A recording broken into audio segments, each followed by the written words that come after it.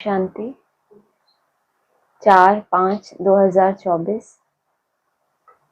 मीठे बच्चे, बाप जो सुनाते हैं वह तुम्हारे दिल पर छप जाना चाहिए। सिर्फ रिपीट करना या याद रह जाए थोड़ी देर के लिए, वो नहीं। क्या होना चाहिए? छप जाना चाहिए। तुम यहाँ आए हो सूर्यवंशी घराने में ऊंच पद पाने, तो धारणा भी करनी है। प्रश्न है, सदा रिफ्रेश रहने का साधन क्या है? उत्तर है, जैसे गर्मी में पंखे चलते हैं तो रिफ्रेश कर देते हैं ना, ऐसे ही सदा स्वदर्शन चक्र फिराते रहो। आज का होमवर्क आपको पहली लाइन में ही मिल गया। क्या करना है? दिन भर जब जब पंखे को देखें, जैसे बाबा कहते हैं ना, वो जड़ सितारों को देख के क्या याद करो कि मैं आत्मा हूँ, ऐसे पंखे को देख के क्या याद करो? मैं स्वदर्शन चक्रधारी। ठीक, तो रिफ्रेश रहेंगे। और कितने रिफ्रेश रहे वो भी अपना अनुभव शेयर करेंगे। फिर बच्चे पूछते हैं, स्वदर्शन चक्रधारी बनने में कितना समय लगता है? बाबा कहते हैं, बच्चे 1 सेकेंड। वैसे बाबा पूछते हैं कितना समय, बच्चों को बताना चाहिए। आज बच्चे पूछ रहे हैं कितना समय लगता है, तो बाबा ने कहा 1 सेकेंड। तुम बच्चों को स्वदर्शन चक्रधारी जरूर बनना है, क्योंकि इससे ही तुम चक्रवर्ती राजा बनेंगे। स्वदर्शन चक्र फिराने वाले सूर्यवंशी बनते हैं। स्वदर्शन चक्र को पंखे के साथ ही क्यों टैली किया? जबकि हम स्वदर्शन चक्र क्या सीखते हैं? हम सतयुग में हम देवता थे, फिर त्रेता में चंद्रवंशी बने, फिर क्षत्रिय वैश्य, तो उसका पंखे से क्या रिलेशन है? ऐसा 4 युगों का चक्कर लगाने से ठंडक मिलती है ऐसे? हाँ, तो जो हम कहते हैं कि भाई भ्रुकुटी में आत्मा चारों तरफ किरणें फैल रही हैं, हाँ मैं वही कह रही हूँ, इसीलिए कि बाबा भी तो हमें उस सेंस में समझा रहे हैं ना, तो आपको इजी पड़े किसी को बताना कि एक्चुअल स्वदर्शन चक्र क्या है। बाबा ने कहा है जैसे पंखा, ऐसे ही मैं आत्मा यहाँ बैठी हूँ और चारों तरफ जैसे किरणें फैल रही हैं, तो वो पंखे के साथ ही उसको टैली किया। वो विजन और ये विजन, ये हद वो बेहद, ऐसे बाबा टैली करके हमें समझा रहे हैं। स्वदर्शन चक्र फिराने वाले क्या बनते हैं? सूर्यवंशी बनते हैं। चक्रवर्ती राजा भी बनते हैं। सही जवाब। ओम शांति। पंखे भी फिरते हैं, सबको रिफ्रेश करते हैं। तुम भी स्वदर्शन चक्रधारी बन बैठते हो तो बहुत रिफ्रेश होते हो। वो पंखे भी फिरते रहते हैं, सबको रिफ्रेश करते रहते हैं, और तुम स्वदर्शन चक्रधारी होकर बैठते हो तो बहुत रिफ्रेश होते हो। स्वदर्शन चक्रधारी का अर्थ भी कोई नहीं जानते हैं, तो उनको समझाना चाहिए, है ना? नहीं समझेंगे तो चक्रवर्ती राजा नहीं बनेंगे। वो समझेंगे यहाँ वहां चक्कर लगा के ही हम दूसरों को रिफ्रेश करते करते, दूसरों को ठंडक देते देते ही हम क्या बन जाएंगे? राजा। राजा नहीं बन जाएंगे। बाबा ने तो बोला वो पंखे तो फिरते रहते हैं। तुम्हें क्या करना है? तुम स्वदर्शन चक्रधारी होकर बैठते हो तो रिफ्रेश होते हो। स्वदर्शन चक्रधारी को निश्चय होगा कि हम चक्रवर्ती राजा बनने के लिए स्वदर्शन चक्रधारी बने हैं। श्री कृष्ण को भी चक्र दिखाते हैं, लक्ष्मी नारायण कंबाइंड को भी देते हैं, अकेले को भी देते हैं। स्वदर्शन चक्र को भी समझना है, तभी चक्रवर्ती राजा बनेंगे। माना इसमें भी कुछ तो गुह्यता है जिसको हमें क्या करना है? समझना है। बात तो बहुत सहज है। बच्चे पूछते हैं, बाबा स्वदर्शन चक्रधारी बनने में कितना समय लगेगा? जब बहुत मेहनत करते नहीं होता तो बाबा से पूछते हैं कि बाबा कितना समय लगेगा? बाबा ने क्या बोला? 1 सेकेंड। फिर तुम बनते हो विष्णुवंशी। देवताओं को विष्णुवंशी ही कहेंगे। विष्णुवंशी बनने के लिए पहले तो शिववंशी बनना पड़े। फिर बाबा बैठ सूर्यवंशी बनाते हैं। विष्णुवंशी बनने के लिए पहले नजर हटी और दुर्घटना। विष्णुवंशी बनने से पहले शिववंशी, और अभी बाबा बैठ तुमको सूर्यवंशी बनाते हैं। अक्षर तो बहुत सहज है, हम नए विश्व में सूर्यवंशी बनते हैं। हम नई दुनिया के मालिक चक्रवर्ती बनते हैं। स्वदर्शन चक्रधारी सो विष्णुवंशी बनने में 1 सेकंड लगता है। अगर स्वदर्शन चक्रधारी बन गए तो विष्णुवंशी माना नो विश एट ऑल, ऐसों के वंशज, नो विश एट ऑल, जिसके हाथ में चक्र दिखाते हैं विष्णु के हाथ में, तो उसकी क्या विशेषता है? नो विश एट ऑल, कोई विषय विकार नहीं है। तो आप अगर स्वदर्शन चक्रधारी बन गए तो क्या बनेंगे?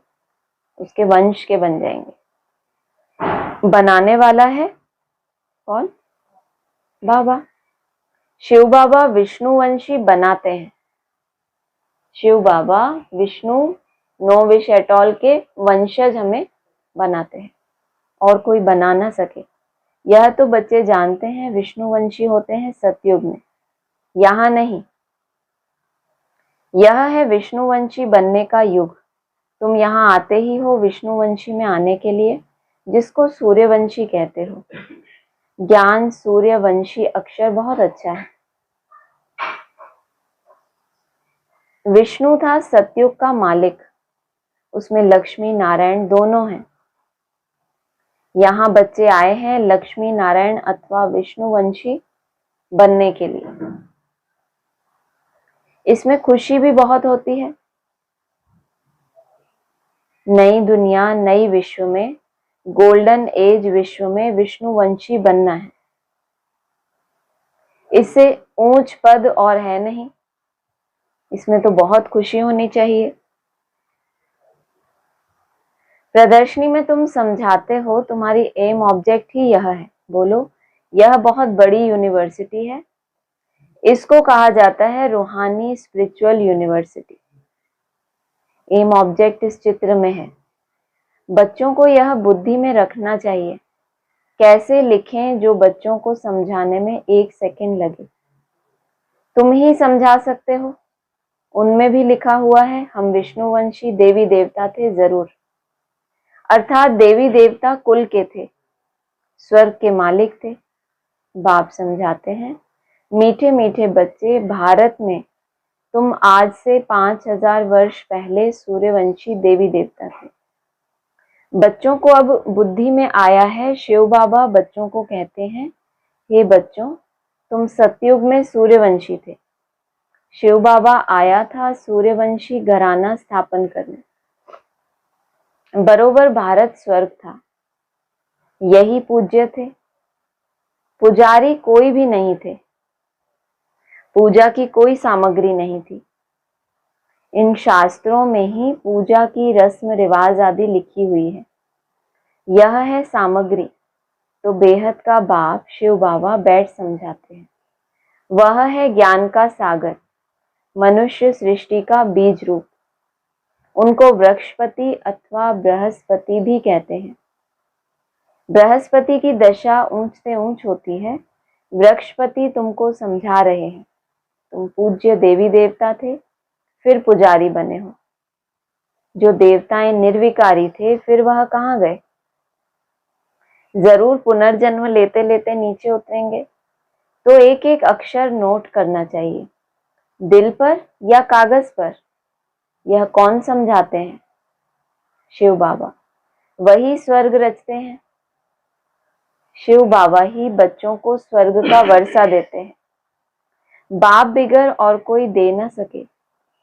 लौकिक बाप तो है देहधारी। तुम अपने को आत्मा समझ पारलौकिक बाप को याद करते हो, बाबा। तो बाबा रिस्पॉन्स करते हैं, हे बच्चों। बाबा को जितनी बार याद करते हो क्या निकलता है? बाबा। तो बाबा रिस्पॉन्स करते हैं, हे बच्चों। तो बेहद का बाप हो गया ना। बच्चों, तुम सूर्यवंशी देवी देवता पूज्य थे, फिर तुम पुजारी बने। यह है रावण का राज्य। हर वर्ष रावण को जलाते हैं, फिर भी मरता ही नहीं है। 12 मास के बाद फिर रावण को जलाएंगे। गोया सिद्ध कर दिखलाते हैं कि हम रावण संप्रदाय के हैं। रावण अर्थात 5 विकारों का राज्य कायम है।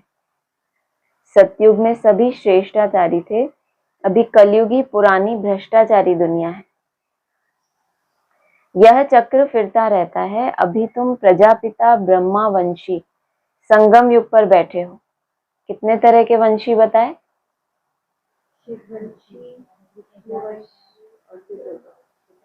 प्रजापिता ब्रह्मा वंशी, शिववंशी, विष्णुवंशी, सूर्यवंशी। तुम्हारी बुद्धि में है कि हम ब्राह्मण हैं, अभी शूद्र कुल के नहीं हैं। इस समय है ही आसुरी राज्य। बाप को कहते हैं, हे दुख हरता सुख करता। अब सुख कहाँ है? सतयुग में। दुख कहाँ है? दुख तो कलयुग में है। दुख हरता सुख हरता है ही शिव बाबा, वह वर्षा देते ही हैं सुख का। सतयुग को सुख धाम कहा जाता है, वहां दुख का नाम नहीं। तुम्हारी आयु भी बड़ी होती है, रोने की दरकार नहीं। समय पर पुरानी खल छोड़ दूसरी ले लेते हैं, समझते हैं अब शरीर बूढ़ा हुआ है। पहले बच्चा सतोगुणी होता है, इसीलिए बच्चों को ब्रह्म ज्ञानी से ऊंच समझते हैं, क्योंकि वह तो फिर भी विकारी गृहस्थी से सन्यासी बनते हैं, तो उनको सब विकारों का पता है। छोटे बच्चों को यह पता नहीं रहता। इस समय सारी दुनिया में रावण राज्य भ्रष्टाचारी राज्य है। श्रेष्ठाचारी देवी देवताओं का राज्य सतयुग में था, अभी नहीं है। फिर हिस्ट्री रिपीट होगी। श्रेष्ठाचारी कौन बनाए? यहाँ तो एक भी श्रेष्ठाचारी नहीं, इसमें बड़ी बुद्धि चाहिए। यह है ही पारस बुद्धि बनने का युग। बाप आकर पत्थर बुद्धि से पारस बुद्धि बनाते हैं। कहा जाता है, संग तारे और कुसंग बोरे, बोरे माना डुबो देता है। सत बाप के सिवाय बाकी दुनिया में है ही कुसंग। बाप कहते हैं, मैं संपूर्ण निर्विकारी बनाकर जाता हूं। उससे पहले जा नहीं सकते। जब तक कोई एक भी संपूर्ण निर्विकारी नहीं बना, बाप दादा पढ़ाई पढ़ाना बंद कर सकते? पढ़ाई पढ़ाना कब से बंद की? आखिरी वाणी कब चली थी? अव्यक्त वाणी 31 दिसंबर 2017। तो बाबा क्या कह रहे हैं? मैं संपूर्ण निर्विकारी बनाकर जाता हूं, उससे पहले जा नहीं सकते। अगर गए हैं, पढ़ाई पूरी हो गई है, तो जरूर निर्विकारी बने हैं। जो बना है वो फिर सैंपल प्रैक्टिकल तैयार हो गया ना, तो फिर थ्योरी की इतनी जरूरत नहीं है। फिर संपूर्ण विकारी कौन बनाते हैं? कहते हैं हम क्या जाने, वो ही पढ़ाई जो अनेक ब्राह्मण पढ़ रहे हैं, उसी पढ़ाई को पढ़कर अगर कोई निर्विकारी बन सकता है, तो बाबा तो कहते हैं कि अगर एक भी बच्चा क्लास में टॉप करता है, तो टीचर ने तो इसका मतलब बहुत अच्छे से पढ़ा है। पढ़ने वालों की कमजोरी है। तो बाकी फिर विकारी कौन बनाते हैं? कहते हैं हम क्या जाने। अरे निर्विकारी कौन बनाते हैं? अगर निर्विकारी नहीं बन रहे, इसका मतलब एक बाप का संग नहीं है बुद्धि में। ऊपर बोला ना, कुसंग और सत्संग। बाप ही संपूर्ण निर्विकारी बना के जाते हैं। फिर संपूर्ण विकारी कौन बनाते हैं? जो विकार इतने और ज्यादा बढ़ गए, तो किसने बनाया? वो कहते हैं हम क्या जाने। निर्विकारी कौन बनाते हैं? उसी से कंट्रास्ट कर लो ना। जो निर्विकारी बनाने वाला है उससे दूर हुए, तो इसका मतलब बाकी सब तो क्या हो गए? विकारी बनाने वाले। जरूर बाप ही बनाएंगे। विकारी कौन बनाते हैं यह किसी को पता नहीं, किसी दूसरे को समझते हैं, जबकि अपने ही कमजोरी, जो बाप से मन बुद्धि दूर हो गई। रावण भी क्या करता है? पहले सीता को अकेला करता है, फिर उसका हरण करता है। तो हम भी विकारी कैसे बने? पहले बाप से दूर किया माया ने, फिर नीचे गिरे। बाप बैठ समझाते हैं, मनुष्य तो कुछ भी नहीं जानते। रावण राज्य है ना, कोई का बाप मर जाता है, पूछो कहाँ गया, तो कहेंगे स्वर्गवासी हुआ। अच्छा, तो इसका मतलब नरक में था ना, तो तुम भी नरकवासी ठहरे। कितना सहज है समझाने की बात। अपने को कोई भी नरकवासी समझते नहीं है। जब तक शरीर ना छूट जाए तब तक नहीं समझते, क्योंकि फिर शरीर छूटेगा तो बोलेंगे ना कि ये स्वर्गवासी हुआ। पहले नहीं। नर्क को वैश्यालय, स्वर्ग को शिवालय कहा जाता है। आज से 5000 वर्ष पहले इन देवी देवताओं का राज्य था। तुम विश्व के मालिक महाराजा महारानी थे। फिर पुनर्जन्म लेना पड़े। पुनर्जन्म सबसे जास्ती तुमने लिया है। इनके लिए ही गायन है, आत्माएं परमात्मा अलग रहे बहुकाल। तुमको याद है, तुम पहले पहले आदि सनातन देवी देवता धर्म वाले ही आए, फिर 84 जन्म ले पतित बने हो, अब फिर पावन बनना है। पुकारते भी है ना, पतित पावन आओ। तो सर्टिफिकेट देते हैं कि एक ही सतगुरु सुप्रीम आकर पावन बनाते हैं। खुद कहते हैं, इसमें बैठकर मैं तुमको पावन बनाता हूं, बाकी 84 लाख योनियां आदि है नहीं, 84 जन्म है। इन लक्ष्मी नारायण की प्रजा सतयुग में थी, अब नहीं है, कहाँ गई? उनको भी 84 जन्म लेना पड़े। जो पहले नंबर में आते हैं वही पूरे 84 जन्म लेते हैं। तो फिर पहले वह जाने चाहिए।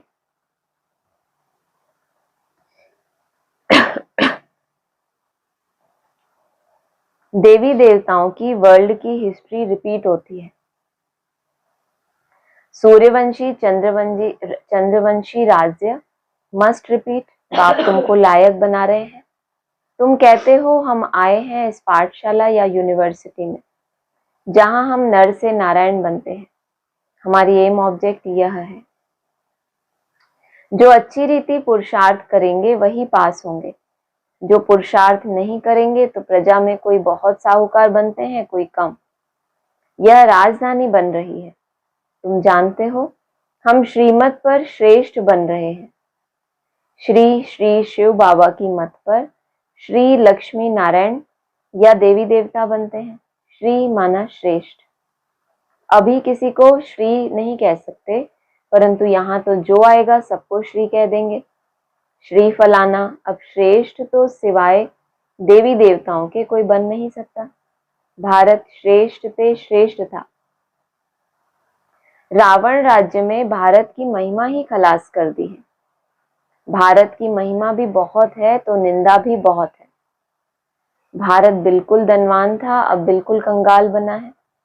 देवताओं के आगे जाकर उन्हों की महिमा गाते हैं, हम निर्गुण हारे में कोई गुण नहीं। देवताओं को कहते हैं, परंतु वह रहमदिल थोड़े ही थे। रहमदिल तो एक को ही कहा जाता है जो मनुष्य से देवता बनाते हैं।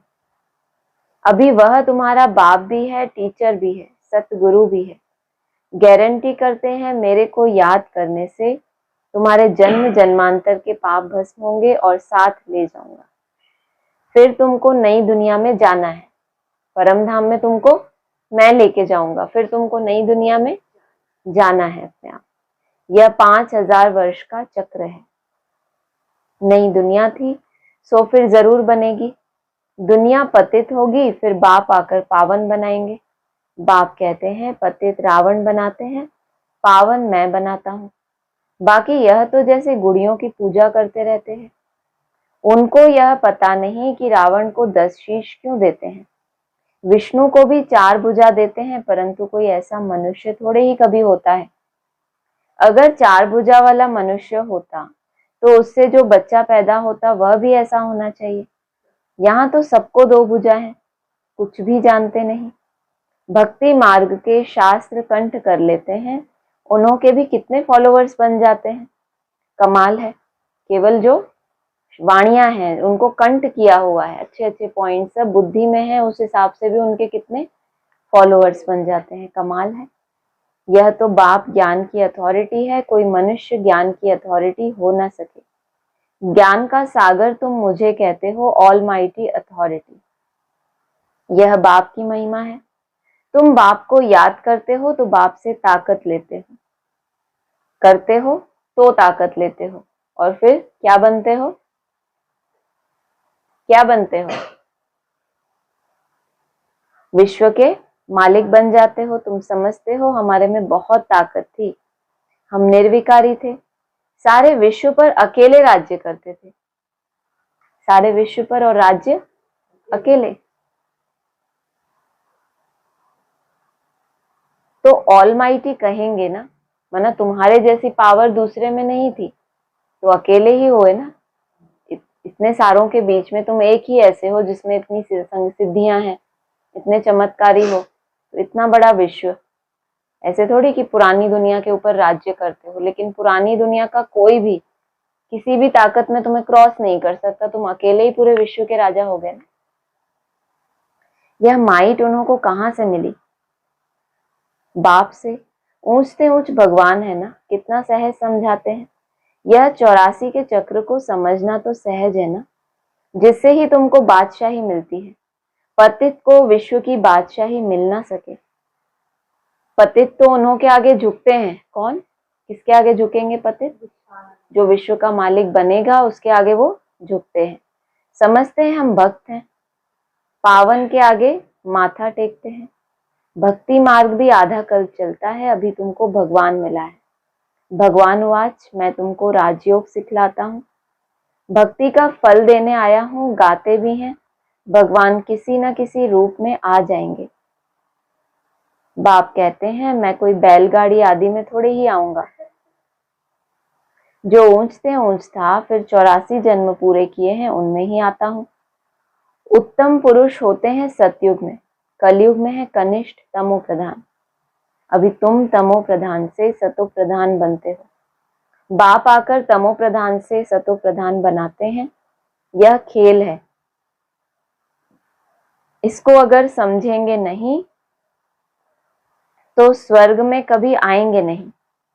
कौन से खेल को? तुम तमो प्रधान से सतो प्रधान बनते हो, फिर बाप आकर तुम्हें सतो प्रधान बनाते हैं। अच्छा, मीठे मीठे सिक्की लदे बच्चों प्रति माता पिता बाप दादा का याद प्यार गुड मॉर्निंग। रूहानी बाप की रूहानी बच्चों को नमस्ते, रूहानी बच्चों की रूहानी बाप दादा को नमस्ते। सार है, एक बाप के संग से स्वयं को पारस बुद्धि बनाना है, संपूर्ण निर्विकारी बनना है, कुसंग से दूर रहना है। सदा इसी खुशी में रहना है कि हम स्वदर्शन चक्रधारी, सो नई दुनिया के मालिक चक्रवर्ती बनते हैं। शिव बाबा आए हैं हमें ज्ञान सूर्यवंशी बनाने, हमारा लक्ष्य ही यह है। वरदान है, विघ्नों को मनोरंजन का खेल समझ पार करने वाले निर्विघ्न विजयी भव। कई बार हार खाने के बाद विजयी बनना और निर्विघ्न होके विजयी बनना, कितना अंतर है? नहीं अंतर। विघ्न आए, उससे युद्ध किया, तीर चलाए तो चंद्रवंशी बने ना, और स्वदर्शन चक्रधारी हैं तो दूर से ही विघ्न विनाशक हो जाएंगे। तो बाबा कह रहे हैं, विघ्नों को मनोरंजन का खेल समझ पार करने वाले निर्विघ्न विजयी भव। विघ्न आना यह अच्छी बात है, लेकिन विघ्न हार ना खिलाए। विघ्न आते ही हैं किस लिए? मजबूत बनाने के लिए। इसलिए विघ्नों से घबराने के बजाय उन्हें क्या समझो? मनोरंजन का खेल। ऐसे नहीं सिर्फ खेल, कोई कोई खेल भी कितने हेक्टिक होते हैं, उसमें हम थक जाते हैं, और कोई मनोरंजन का खेल होता है जिसमें मन को अच्छा लगता है। उन्हें मनोरंजन का खेल समझ पार कर लो, तब कहेंगे निर्विघ्न विजयी। पार तो किया, रोध होके ऐसे पार तो होना ही है, वो परिस्थिति हमेशा थोड़ी रहेगी, लेकिन कहाँ मनोरंजन समझ के पार करना, कहाँ खींच खींच के। जब सर्वशक्तिमान बाप का साथ है तो घबराने की कोई बात ही नहीं। सिर्फ बाप की याद और सेवा में बिजी रहो तो निर्विघ्न रहेंगे। क्या बोला? बिजी रहो। जब बुद्धि फ्री होती है तब क्या होता है? माया आती है। बिजी रहो तो माया या विघ्न किनारा कर लेंगे कि चलो किसी और के पास। हाँ, स्लोगन है, सुख के खाते को जमा करने के लिए मर्यादा पूर्वक दिल से सबको सुख दो। किसी को सुख देने के लिए मर्यादाओं का आपने उल्लंघन कर दिया तो क्या है? उसको फाइनल में क्या मिलेगा? दुख ही मिलने वाला है। अगर उसको मर्यादाओं में बांध कर, ईश्वर ने जो हमें मर्यादाएं सिखाई हैं उसमें बांध कर, तो क्या कहेंगे? थोड़े समय के लिए, जैसे हम डिसिप्लिन में रहते हैं, जो मर्यादाओं का पालन करते हैं, तो थोड़ा कष्ट तो होता है ना, लेकिन अनेक जन्मों का क्या प्राप्त कर रहे हैं? सुख। और इस जन्म में मन की सुख शांति, जो आज किसी के पास नहीं है, वो उसकी कमाई हो रही है आपकी। तो सुख के खाते को जमा करने के लिए मर्यादा पूर्वक दिल से सबको सुख दो। एक सुख होता है अल्पकाल का, कुछ इंद्रियों का सुख, अभी अभी खाया, कितनी देर रहता है कोई भी टेस्ट आपकी जीभ पर, तो कितना सुख है उसमें। और मर्यादा पूर्वक चलने से अगर उस जीभ के स्वाद से ही अगर हम दूर हो गए, हमारी अब बुद्धि ही नहीं जा रही किसी में, किसी भी चीज में, उस त्याग से, तो आपको कैसा लगेगा अंदर से कि अभी तक तो सिर्फ त्याग कर रहे थे, ये नहीं खाना, वो नहीं, अब वैराग आ गया अंदर से। एक होता है त्याग कि स्थूल रूप में त्याग, मन बुद्धि जा रही है थोड़ी थोड़ी, इच्छा भी हो रही है, लेकिन त्याग। फिर धीरे धीरे क्या होगा, वैराग, जैसे है भी तो भी नहीं चाहिए, तो अंदर से कितनी खुशी होगी। किसका फल है ये, त्याग का फल, क्योंकि मर्यादा पूर्वक सुख दिया। ऐसे नहीं खूब सुख भोगो, जो अच्छा लगा वो खाया, मर्यादा है नहीं है, सुख तो मिल रहा है। आप ये चेक करो कितनी देर का सुख है वो। और वैराग अगर इंटरनल, आप अपनी उस अवस्था को इमेजिन तो करो, क्योंकि हिस्ट्री में ऐसे लोग हुए, ये तो हम स्थूल, उन्होंने अपना जीवन दे दिया इसके लिए कि भोजन सामने है लेकिन विधर्मियों का नहीं खाना तो नहीं खाना, और प्राण छोड़ दिए। ऐसा मिसाल बाबा ने मुरलियों में दिया है, शायद भगत सिंह का दिया है। कुछ ऐसी आत्माएं हैं कि उन्होंने दूसरे धर्म वाले या अपने जो दुश्मन है या जो भी उनकी मर्यादाएं थी, सिद्धांत थे कि नहीं उनके यहाँ का नहीं, तो शरीर छोड़ दिया लेकिन नहीं खाया। तो इसको क्या कहेंगे, जैसे हाँ कितनी मर्यादा है, जन्म जन्मांतर का कितना सुख अर्जित किया उसा, वो सुख तो नहीं उसको मिला कि फटाफट खा लिया चलो जिंदा तो रहे कम से कम। तो वो चीज है, इस चीज को गहराई से समझना है। अच्छा, ओम शांति।